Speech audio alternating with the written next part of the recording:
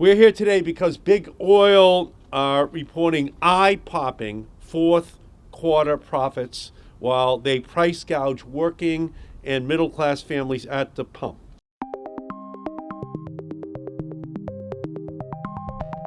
As the Russian war machine crossed the Ukrainian border, the big oil propaganda machine went into operation to try to blame this price gouging on President Biden.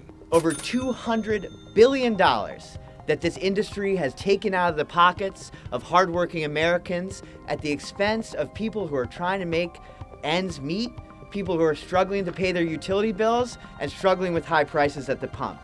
They raised their prices because they're part of an international cartel that gets to raise prices. We're working to try to take that back with a clawback provision of excess profits. It's a pretty reasonable idea. Indeed, it's so reasonable that the conservative government in the United Kingdom passed just such a law. But in Rhode Island, the Republican Party is the wholly owned subsidiary of the fossil fuel industry, so they won't follow Boris Johnson and the conservatives' lead. They will follow the lead of their big oil donors. This is a tax on those that can pay. I promise you that. But our residents can't continue to pay. And I gotta tell you, as somebody that is literally surrounded by petroleum refineries, all these folks, we pay the toll not only at the gas pump in the quality of life from number of wraparound services that many of my schools and communities need, but we also pay the price in our public health. So many of my families are suffering because we have to pay the toll. While they get the big brownfield credits, tax credits, giveaways at the state and local level, that doesn't even get counted in this conversation. It's about time they pay their fair share. If you take the total profits and you divide it by the billions of gallons of gas sold at the pump, you don't end up with 5 cents or 10 cents per gallon.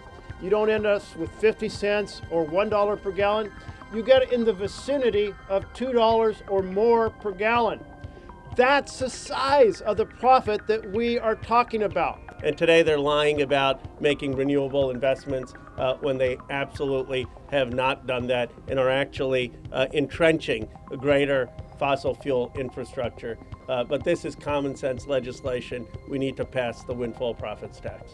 There is absolutely nothing radical about this idea. Spain has figured out they can do it. Greece has figured out they can do it. Italy has figured out they can do it. The European Union has figured out they can do it. It is time now for the Congress to act, to finally impose a windfall profits tax, to take this ill-gotten money from big oil, return it to the American consumers from whom it never should have been taken in the first place.